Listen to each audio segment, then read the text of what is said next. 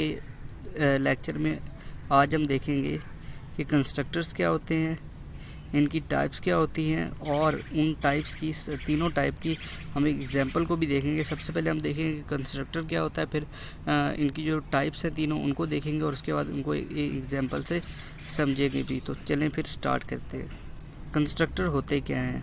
तो constructor special function होते हैं। फंक्शंस को आप पढ़ चुके हैं। तो ये कुछ स्पेशल टाइप के फंक्शन होते हैं, इनकी रिटर्न टाइप नहीं होती और इनका नाम जो हम क्लास का रखते हैं नाम उससे बिल्कुल सेम होता है। जैसे कि यहाँ पर ये जो पिछली हमने एक एग्जांपल की थी, यहाँ पर अगर मुझे बी का कंस्ट्रक्टर बनाना है बी में, तो उस कंस्ट्रक्टर का नाम भी बी ही होगा। तो इसका मतलब ये है।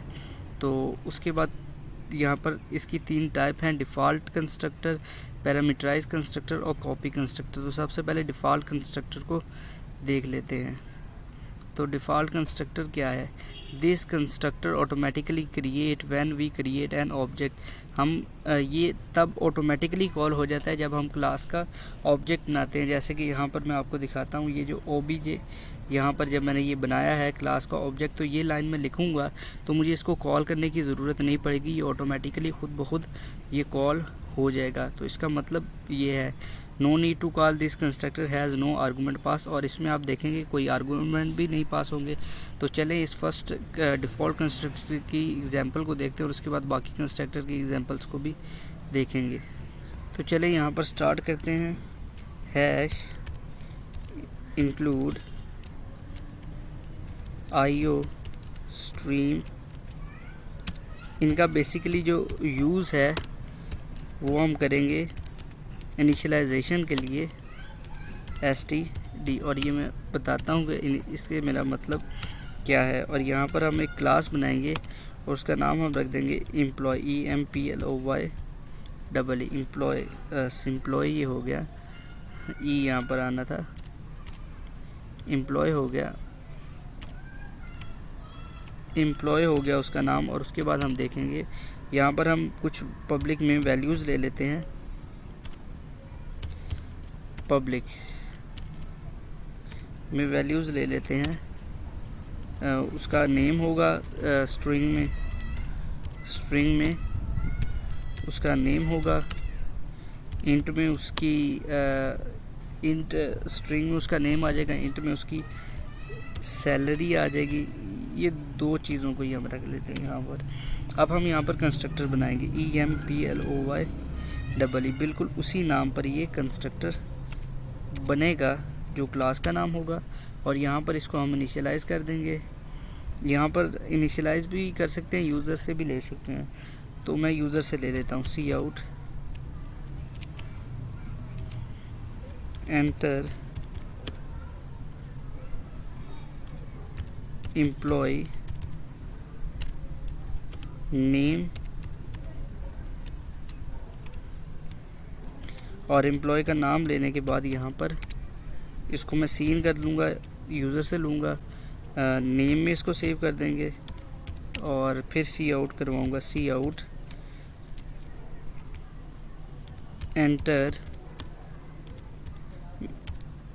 सैलरी। मैंने यहाँ पर दो एट्रीब्यूट्स को लिया है, आप एक दो से ज़्यादा को भी ले सकते हैं। और यहाँ पर एंडल, और उसके बाद यहाँ पर सी इन कर देंगे इसको सैलरी के अंदर, सैलरी। ओके, ये हमने कंस्ट्रक्टर बना दिया। अब एक डिस्प्ले का फंक्शन बनाता हूँ यहाँ पर।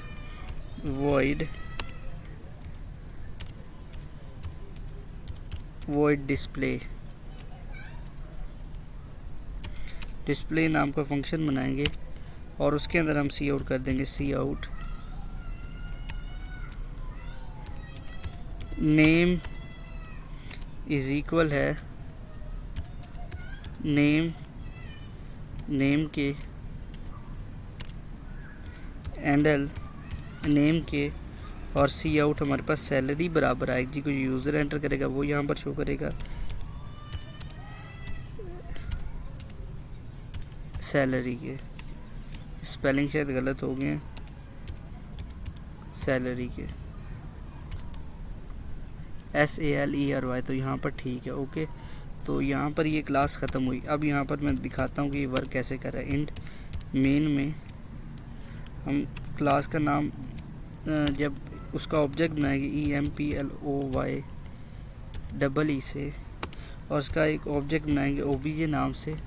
तो अब भी इसको रन करके मैं आपको बता देता हूँ कि ये क्या करेगा। सैलरी के कह रहा है, एक जगह इस पर स्पेलिंग आपने गलत लिखे हुए हैं, salary was not declare in this scope. तो सैलरी के स्पेलिंग मैंने शायद कई जगह पर गलत किए हैं, यहाँ पर बाकी जगह पर मैंने ए का यूज़ किया यहाँ पर क्या। तो यहाँ पर अब मेरा ख्याल है कि ठीक हो जाएगा।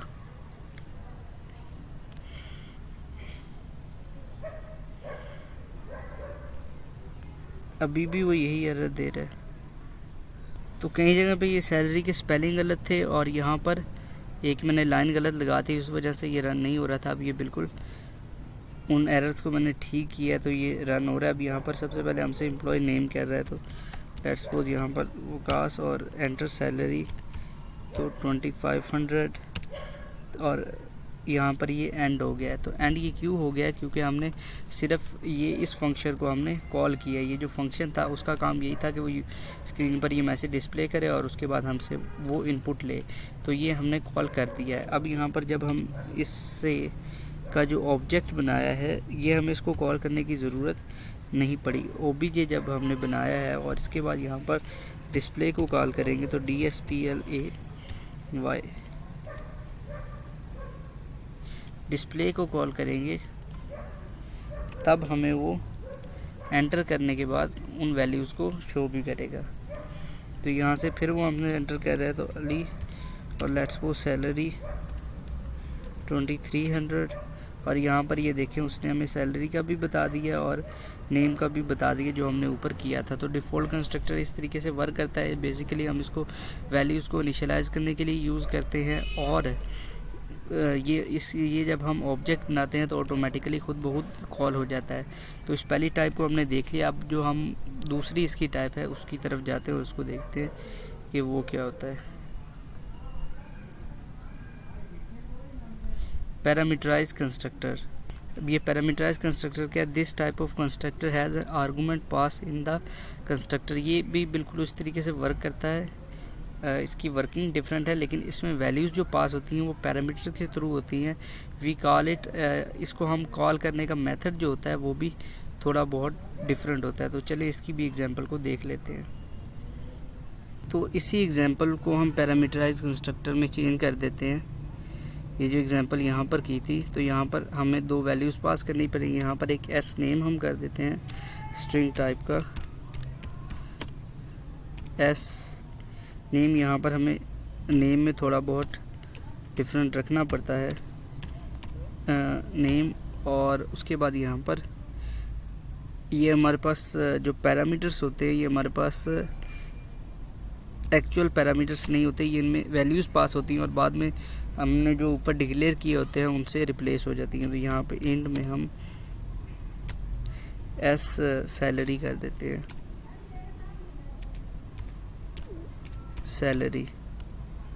सैलरी की स्पेलिंग फिर गलत कर दिए, SALARY, तो सैलरी। तो यहाँ पर ये डाटा ख़त्म हो जाएगा अगर हम पूरा प्रोग्राम करते तो हमें। और यहाँ पर ये जो हमारे पास एक्चुअल पैरामीटर्स है ये हमारे पास इस साइड पे रहेंगे, यानी कि नेम इस साइड पे रहेगा और नेम हमारे पास बराबर है, यानी कि जो इन पैरामीटर्स में पास हो जाए वो एक्चुअल में जो हमारे पास पैरामीटर उसके भी इक्वल हो जाए, और सैलरी हमारे पास इक्वल है एस सैलरी के। यहाँ पर बेसिकली हमारे पास होगा ये कि वैल्यूज़ बस पैरामीटर्स की फॉर्म में पास होंगी। और यहाँ पर इसको थोड़ा बहुत चेंज कर देते हैं अपीयरेंस को से एंडल, ताकि देखने में कुछ थोड़ा सा बेहतर लगे। और सी आउट पर उसके बाद हैंडल लिखने की ज़रूरत नहीं है क्योंकि हम इसको फिर रन नहीं करेंगे। अब यहाँ पर यहाँ पर क्या होगा, जब हम इसका ऑब्जेक्ट बनाएंगे तो तब हमें उसमें वैल्यूज़ पास करनी पड़ेगी। और वैल्यूज़ किस हिसाब से पास करनी पड़ेगी, पहले तो हमें ये एस नेम पास करना पड़ेगा। और एस नेम में लेट्स सपोज हम कर देते हैं यहाँ पर शिफ्ट में एसन, लेट्स सपोज ये हमने नाम यहाँ पर पास कर दिया। और उसके बाद यहाँ पर सेकंड जो हमारे पास पैरामीटर पास होगा वो हमारे पास होगा salary, I think so salary तो 4500, तो इंटीजर एक वैल्यू पास होगी। और उसके बाद हम डिस्प्ले के फंक्शन को कॉल करेंगे।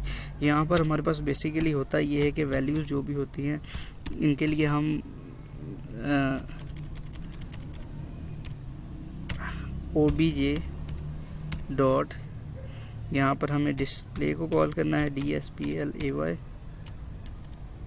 पता नहीं आजकल ये ठीक तरह से वर्क क्यों नहीं कर रहा। तो यहाँ पर फिर ये कोई एरर दे रहा है, salary was not declare in this scope. तो सैलरी की स्पेलिंग फिर मैंने गलत कर दी है। अब तो सैलरी की स्पेलिंग ही मैंने यहाँ पर गलत किए थे लाइन नंबर 7 में, यहाँ पे यहाँ के स्पेलिंग फिर मैंने यहाँ पर पेस्ट कर दी हैं। तो अब ये ठीक शो कर रहा है नेम भी, और उसके बाद यहाँ पर हमारे पास ये सैलरी भी यहाँ पर शो कर रहा है। तो इसमें बेसिकली होता ये है कि ये हमारे पास इसमें वैल्यूज़ इन पैरामीटर्स में आती हैं, और इन पैरामीटर्स को बाद में हम इनके इक्वल कर देते हैं तो ये वैल्यूज़ यहाँ पर आ जाती हैं। तो इस तरीके से हमारा डिफ़ॉल्ट कंस्ट्रक्टर का दूसरा भी कंस्ट्रक्टर कंप्लीट हुआ। तो तीसरे कंस्ट्रक्टर को देख लेते हैं कि तीसरा कंस्ट्रक्टर कौन सा है। तीसरा है हमारे पास कॉपी कंस्ट्रक्टर। तो इसको देखते हैं। It is use to copy a value of object. जो हम ऑब्जेक्ट बनाते हैं ये उसकी वैल्यूज़ को कॉपी करने के लिए ये कंस्ट्रक्टर यूज़ होता है। जब हम एक कंस्ट्रक्टर या कोई भी डिफ़ॉल्ट कंस्ट्रक्टर बनाया, हमने पैरामीटराइज कंस्ट्रक्टर बनाया, उनकी वैल्यूज़ को अगर हमें कॉपी करना है तो हमें उसके लिए बनाना पड़ेगा कॉपी कंस्ट्रक्टर। तो इसका यहाँ पर initialisation of an object with another object call copy constructor, कि एक कंस्ट्रक्टर को इनिशियलाइज करना दूसरे की वैल्यू के साथ, इसको हम बोलते हैं copy constructor. We also need to call it, मतलब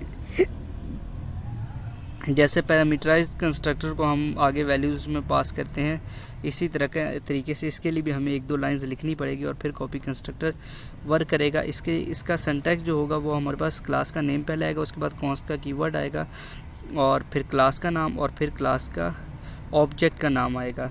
तो ये यहाँ से तो अजीबोगरीब ही लग रहा है, लेकिन जब मैं इसको आपको करके दिखाऊंगा तो आपको पता चल जाएगा कि ये कैसे वर्क करता है। तो इसकी भी एग्जांपल को ही जाके देखते हैं कि ये कैसे वर्क करता है।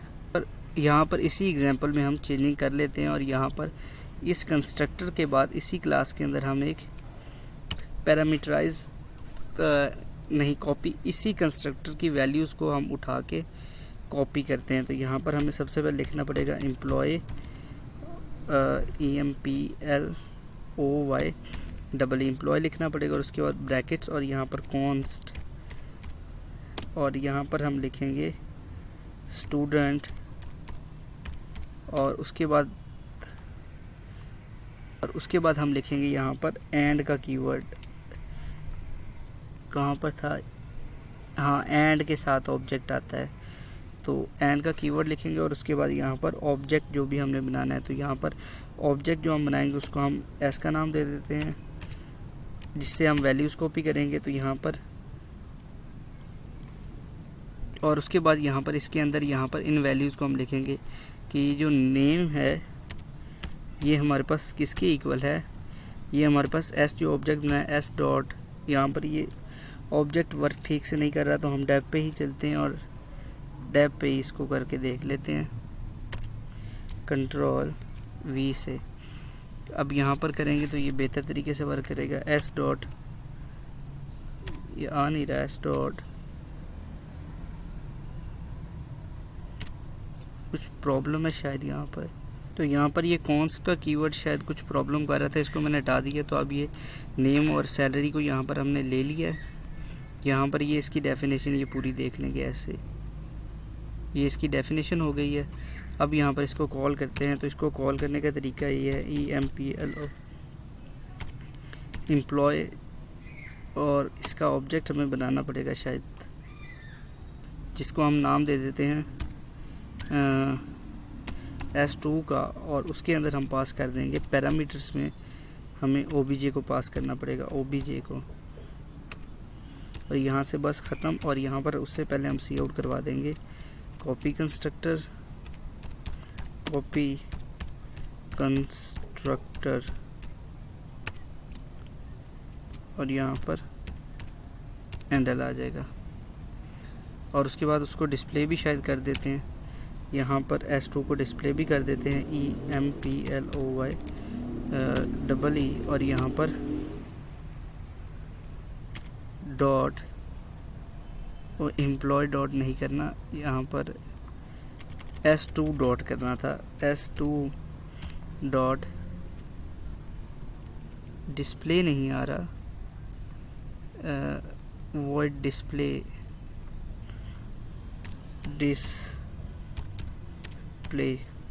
आज मेरे कंपाइलर को पता नहीं क्या हो गया। अब यहाँ पर इसको रन करके देख लेते हैं तो ये प्रॉपरली रन हो जाएगा। तो यहाँ पर ये देखें, पहला कंस्ट्रक्टर जो हमारे पास था वो ये डिफ़ॉल्ट कंस्ट्रक्टर था। उस डिफ़ॉल्ट कंस्ट्रक्टर की वैल्यूज़ को हमने पैरामीटराइज कॉपी कंस्ट्रक्टर के अंदर सक्सेसफुली कॉपी कर लिया। इसके लिए हमें बस ये एक लाइन लिखनी पड़ेगी एम्प्लॉय का। यहाँ पर मैं कॉन्स्ट भी लिख के देख लेता हूँ, क्योंकि कॉन्स्ट उसके कीवर्ड था वहाँ पर,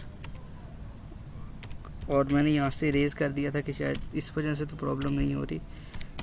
तो कॉन्स्ट का कीवर्ड लिख दिया। अब इसको रन करके दोबारा देखते हैं। तो ये देखें, ये कॉन्स्ट का कीवर्ड लिखना पड़ेगा, और यहाँ पर इसकी आउटपुट ठीक नहीं आ रही, तो यहाँ पर एंडल, यहाँ पर एंडल नहीं लिखना पड़ेगा, मेरा ख्याल है इसके बाद सी आउट एंडल लिख देते हैं, सी आउट एंडल, और अब ये बिल्कुल ठीक आउटपुट देगा। तो इस तरीके से एक कंस्ट्रक्टर की वैल्यू को हमने दूसरे कंस्ट्रक्टर के अंदर कॉपी करना भी सीख लिया। अगर कोई क्वेश्चन हो तो उसको कमेंट्स में पूछें, और वीडियो अच्छी लगी हो तो वीडियो को लाइक लाजमी से करें, और चैनल को ज़रूर सब्सक्राइब करें।